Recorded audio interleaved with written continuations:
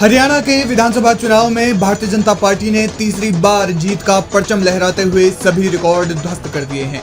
अब हालांकि बीजेपी में जीत की खुशी हो, सब लोग जश्न मना रहे हों और तीसरी सरकार में शपथ ग्रहण की तैयारियों में भी लग गए हों, लेकिन राज्य का एक इलाका ऐसा भी है जहां पर भी बीजेपी ने एक रिकॉर्ड ही बनाया है। और रिकॉर्ड ये कि इन सीटों पर अपना पूरा जोर लगाने के बावजूद बीजेपी आज तक एक बार भी नहीं जीत पाई है। इलाका है मेवात का नूह जिला, जो देश में कई कारणों से कुख्यात है और इस इलाके में आती है 3 विधानसभा सीटें, फिरोजपुर, झिरका, पुन्हाना और नूह विधानसभा सीट। जब से ये तीनों सीटें अस्तित्व में आई हैं, बीजेपी को इन सीटों पर जीतना एक पहाड़ चढ़ने जैसा हो गया है, जिसकी चढ़ाई भाजपा कभी नहीं कर पाई। इन तीनों सीटों पर अब तक या तो कांग्रेस ही जीती है या आईएनएलडी या फिर निर्दलीय प्रत्याशी, लेकिन बीजेपी एक बार भी जीत का परचम नहीं लहरा पाई। ये इलाका देश में कई कारणों से जाना जाता है, मसलन गौ तस्करी के सबसे ज्यादा मामले इसी इलाके से आते हैं। हिंदू मुस्लिम विवादों से इस क्षेत्र का पुराना नाता रहा है। चोर बाजारी, साइबर क्राइम और तमाम तरह के अपराधों की वजह से कुख्यात मेवात में महिला साक्षरता दर भी बेहद कम है। आंकड़े बताते हैं कि इलाके में सिर्फ 50% महिलाएं ही पढ़ी लिखी हैं। इस बार इन तीनों सीटों पर कांग्रेस ने कब्जा जमाया। ऐसे में जानते हैं कि इन तीनों सीटों का इतिहास, वर्तमान, सब कुछ।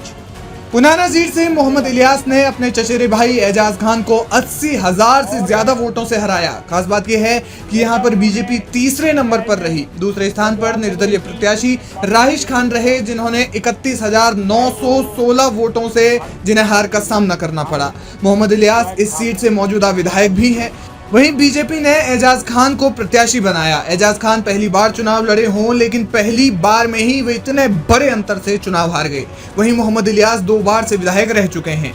ये सीट साल 2009 में अस्तित्व में आई थी। इसी साल वर्तमान विधायक मोहम्मद इलियास आईएनएलडी से विधायक चुने गए थे। बाद में वे कांग्रेस में शामिल हो गए। इस सीट पर बीजेपी ने पूरा दमखम लगा दिया, लेकिन अब तक हाथ में सिर्फ हार आई है।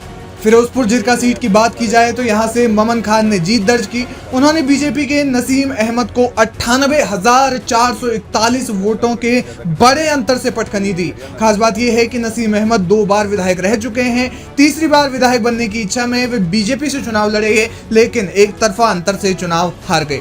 नसीम अहमद और ममन खान इस सीट पर पुराने प्रतिद्वंदी रहे हैं। 2009 और 2014 में दोनों आमने सामने थे, लेकिन नसीम अहमद ने ममन खान को चुनाव में हरा दिया। हालांकि इस बार उन्हें निराशा ही हाथ लगी और बड़े अंतर से चुनाव हार गए।